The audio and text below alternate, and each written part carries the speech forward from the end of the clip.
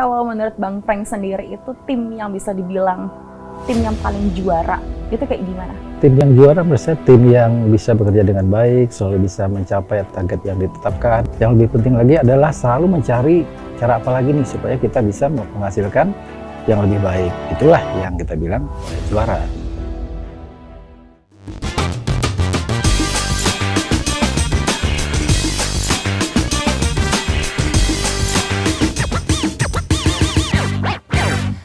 Halo. Halo teman-teman, apa kabar nih? Pasti saat ini sedang bertugas dimanapun Anda berada ya. Senang sekali saya Indah Novita bisa berjumpa dan juga menemani teman-teman semuanya di acara podcast MVC. Kali ini sudah hadir yaitu sosok yang juga inspiratif untuk kita semua, Bang Frank Sinatra, Chief MVC Operation. Semangat pagi! MVC juara! Waduh, terima kasih loh Bang Frank sudah hadir di studio MVC. Dan nantinya kita akan ngobrol seputar gimana sih kira-kira perjalanan karirnya sampai saat ini.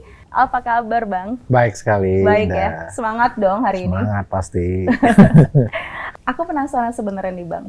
Tadi kan sempat di awal aku kenalin Bang Frank Sinatra. Yeah. Kenapa sih dipanggil itu? Itu nama asli atau gimana tuh?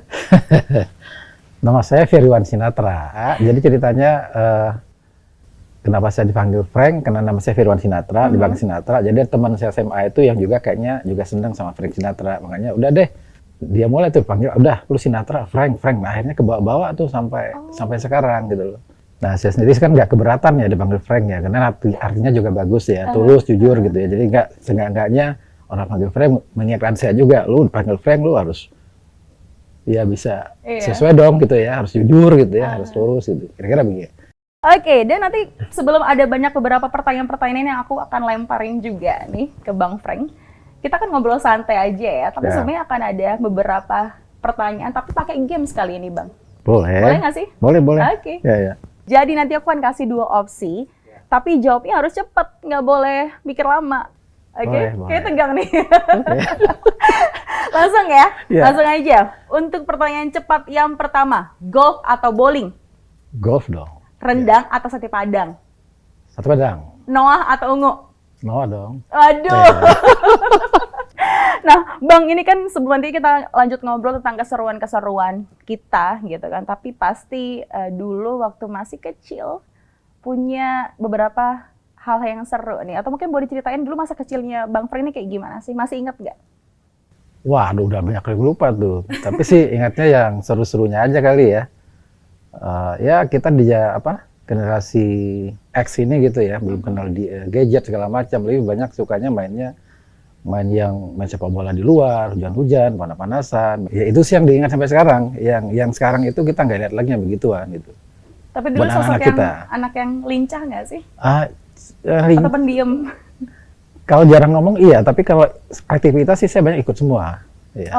Main bola ayo, main bola jauh-jauhan ayo, main petak umpet ayo. Wow, seru banget nih. Iya. Tadi kan sempat cerita kalau dulu masa kecilnya tuh termasuk anak yang aktif juga nih, suka main bola, hujan-hujanan bahkan kan. Emang hobinya apa sih? Waktu sekarang tadi golf tadi hobinya. Golf ya, hobinya golf. Kalau nggak bisa golf ya jogging gitu ya. Tapi sih kalau ada waktu yang cukup panjang saya golf.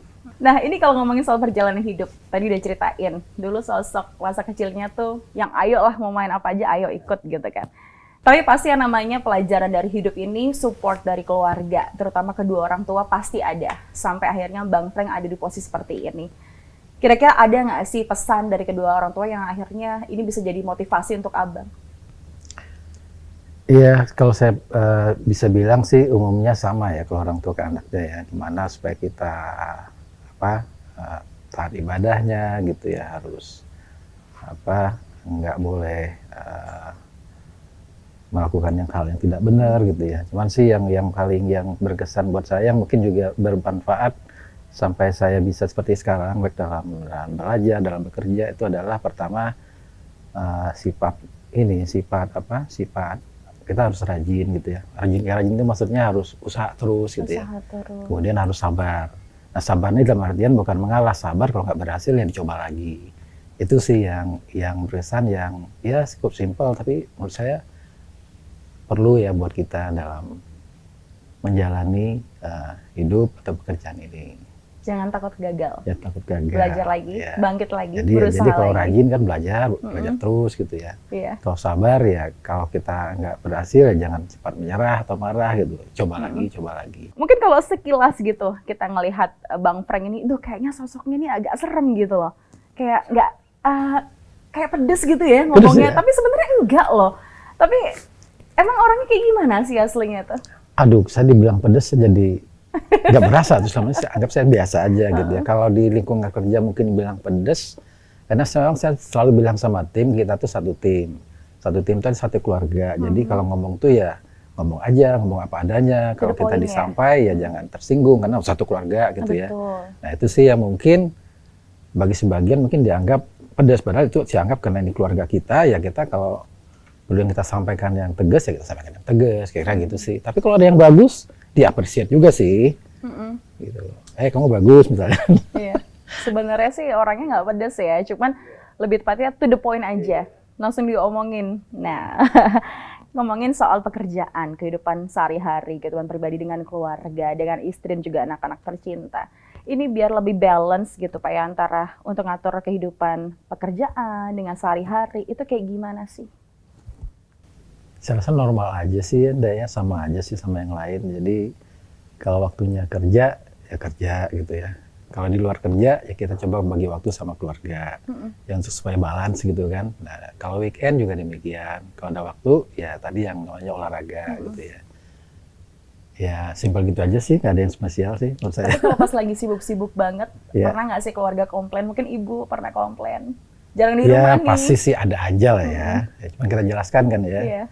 Oh nggak ada kabar gitu kan, gimana mau kasih kabar, kadang lupa kan ya, saking ini ya, saking ya mungkin banyak meetingnya beruntun misalnya gitu ya, jadi kasih pengertian ya. Tapi puji Tuhan keluarga selalu support ya. Support. Yang penting sih kita kasih tahu gitu ya, kerja kita apa, gimana, jadi dia bisa mengerti sih. Iya.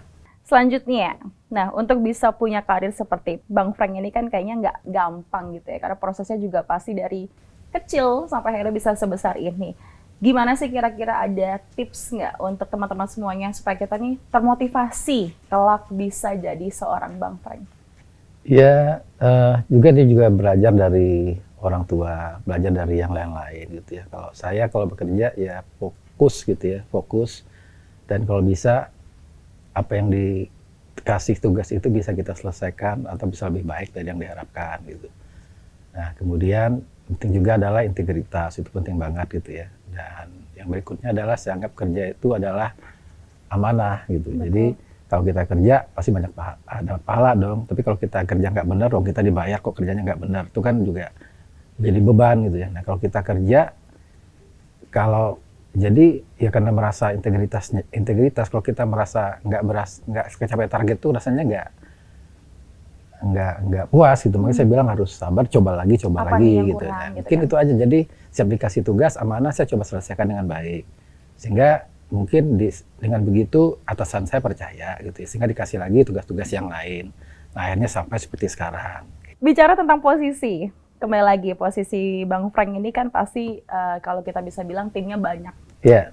Sebagai seorang leader pasti pernah menemukan yang namanya perbedaan atau ngambil keputusan yang berbeda. Itu gimana sih caranya supaya kita tuh bisa, ayolah kita solid, kita punya satu keputusan yang sama, kita punya satu goal yang sama, gimana itu?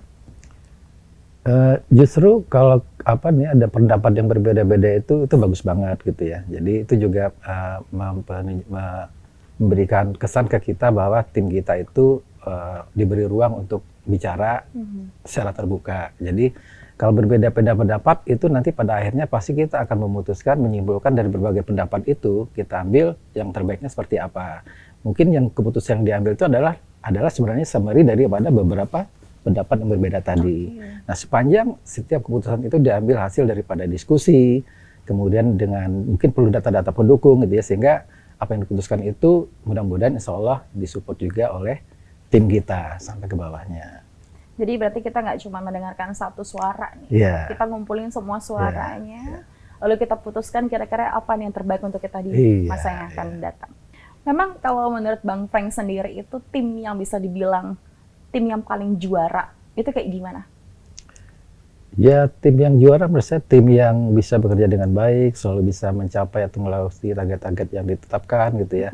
Nah, pasti dia bisa begitu karena dia menjalankan value-value daripada budaya juara itu. Jadi dia, saya bilang tadi, dikasih tugas, dia tahu fokus gitu ya, ini targetnya, kemudian dia all out gitu ya, dia bertanggung jawab untuk bisa mencapai targetnya, kemudian dia juga merasa bagian daripada tim, bagaimana selalu bekerja sama gitu ya, dan kemudian yang lebih penting lagi adalah selalu mencari cara apa lagi nih supaya kita bisa menghasilkan yang lebih baik. Nah, kalau dia selalu mencapai targetnya, kita harapkan ini adalah udah menjadi sifat kesehariannya mereka. Makanya kita bilang itulah yang kita bilang juara, budaya juara.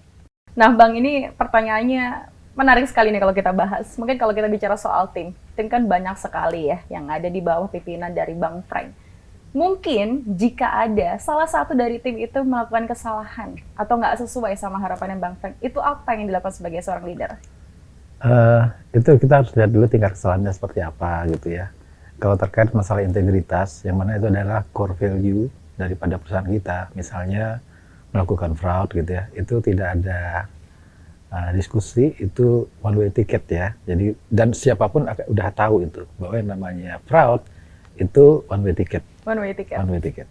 Tapi kalau kesalahannya menurut kita masih masalah prosedur gitu ya.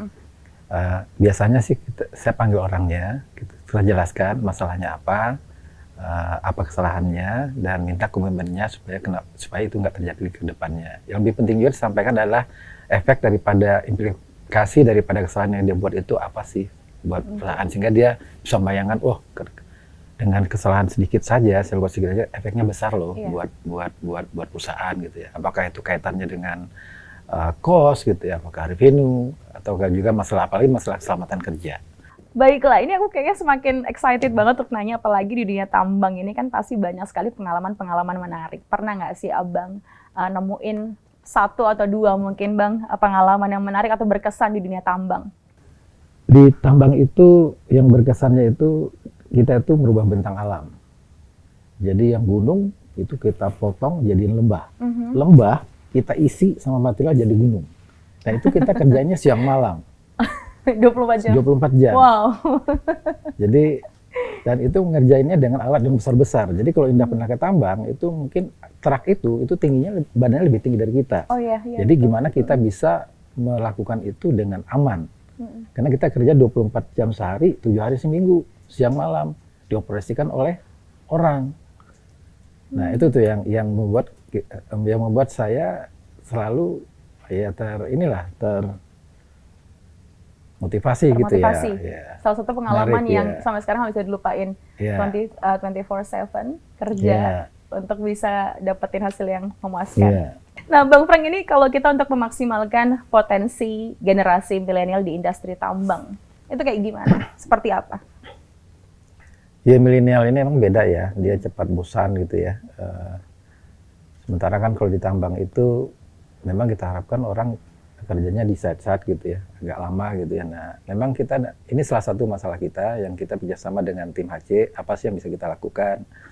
Misalnya, mungkin kita bisa rekrut orang yang milenial ini berasal dari lingkungan yang di tempat kerja kita gitu ya, sehingga dia merasa nyaman gitu ya, dekat keluarganya mungkin. Atau kita juga coba bisnis kita ini kita harapkan bisa semakin besar, sehingga program peluang untuk rotasi selalu terjadi gitu. Jadi kita harapkan orang milenial ini dia bisa pindah-pindah gitu bisa. Kayaknya kalau menyesuaikan menyesuaikan itu, karena kalau stuck di satu tempat aja cukup lama, kayaknya anak sekarang milenial ini bosan kayaknya. betul. Selanjutnya, kalau kita lihat dari pengaruh sebuah budaya perusahaan terhadap bisnis, itu bagaimana menurut Bang Frank? Ya, budaya perusahaan penting banget ya. Perusahaan-perusahaan yang maju itu, yang bagus itu pasti dia punya budaya tersendiri gitu ya. Kalau kita kasih contoh kayak yang umumnya orang udah kenal semua lah, Apple gitu kan, dia ini inovasi gitu ya. Nah, kita pun di MPC ini kita juga Indah kita juga punya budaya yang kita bilang tadi budaya juara gitu. Budaya Ya, juara. kenapa ini penting? Karena di dunia yang sangat VUCA ini benar-benar kita rasakan di industri pertambangan ini, batu bara ini. Karena kita kalau harga batu bara kita nggak tahu itu kapan naiknya, kapan turunnya, berapa lama dia di atas, berapa lama dia di bawah. Nah sementara kan kita ini pengen founding father kita ini menciptakan lapangan kerja sebesar-besarnya buat orang Indonesia gitu. Artinya apa? Kita tuh harus tumbuh terus. Nah, untuk bisa tumbuh kita harus bisa menangkan kompetisi ini kan, bersaing ini kan. Nah, untuk itu apa? Kita harus punya pembeda dari yang lain. Apa itu mental juara? Mental juara itu apa sih yang saya bilang tadi? Harus fokus terhadap targetnya, harus all out kerjanya, harus mengutamakan sinergi satu sama lain gitu kan, dan terus melakukan inovasi-inovasi terus. Ya untuk melakukan perbaikan. Dan diharapkan dengan begitu kita bisa jadi pemenang. Ya, dengan begitu kita udah punya budaya juara. Budaya juara. Bang Frank, ini kalau kita ngomongin soal bisnis kayaknya nggak akan ada habisnya gitu kan. Tapi kalau mungkin Bang Frank dengar nih ada berita yang kurang bagus atau mungkin ada hal-hal yang kurang mengenakan dari operation, itu what you gonna do? Tadi sudah bilang bahwa di tambang itu kita kerjanya 24/7, kita berubah bentang alam. Jadi yang saya berita yang sangat tidak saya harapkan itu adalah mendengar berita, di operasi kita ada kecelakaan tambang, eksiden gitu ya. Yang bisa berakibat kerusakan alat, atau juga bisa juga cedera karyawan kita, atau bisa juga sampai fatality gitu. Itu yang sangat tidak kita harapkan. Nah, kalau itu yang terjadi, apa yang kita lakukan, ya udah pasti kita akan stop dulu operasinya gitu ya, dan kita duduk bareng-bareng gitu ya sama tim yang terkait untuk pertama untuk memastikan gimana untuk supaya operasinya bisa recover lagi. Nah yang lebih penting itu adalah ini kan bicara masalah safety ya. Jadi safety itu supaya ini nggak terjadi lagi pasti saya akan diskusikan sama tim para pimpinan di bawah saya tentunya bagaimana supaya kita memastikan yang namanya safety itu harus menjadi prioritas. Betul. Jadi pastikan programnya berjalan dengan baik. Juga sambil kita review nih, ada nggak program-program yang belum berjalan dengan baik sehingga tadi ada kecelakaan tadi kenapa bisa terjadi. Nah misalnya itu sih. Jadi setiap ada sesuatu yang tidak kita harapkan, kembali lagi itu kita harus bicarakan, kita duduk ke tim kita supaya hal itu nggak terjadi lagi ke depannya. Iya. Wow, menarik sekali nih kalau ngobrol sama Bang Frank, kayaknya nggak ada habisnya karena seru banget. Tapi kita masuk pertanyaan yang terakhir pada hari ini. Ini juga mewakili dari aku pribadi dan juga mungkin teman-teman yang nonton podcast kita ya, teman-teman MPC. Ini dengan banyak cerita dan juga pengalaman hidup bahkan pengalaman kerja dari Bang Frank ini kan kayaknya bukan suatu hal yang singkat, tapi banyak sekali perjuangan di balik itu gitu kan. Nah salah satunya adalah untuk memotivasi diri sendiri. Boleh nggak sih dikasih tahu tips-tipsnya untuk bisa memotivasi kita, mungkin juniornya Bang Frank nih? Ya kembali lagi sih, kalau saya kembali lagi yang tadi ya, Indah ya, bahwa kita ini sebenarnya berkompetisi loh gitu. Nah kita mau eksis apa enggak, mau tumbuh apa enggak, nah itu tergantung daripada kitanya gitu ya. Makanya saya bilang kita harus beda dari yang lain, jadi harus yang punya 4 sifat daripada juara tadi. Nah, dengan begitu kita harapkan kita bisa tumbuh. Nah, dengan begitu juga kita harapkan anggota kita juga bisa mendorong kita untuk sama-sama kita coba membuat perusahaan kita ini, grup kita ini selalu bisa tumbuh dalam kondisi industri yang sangat menantang tadi. Betul. Sangat yang saya bilang VUCA tadi gitu. Pokoknya sudah ada di penghujung acara kita pada hari ini, pengalaman sang juara. Mungkin sedikit ada lagi yang ditambahkan?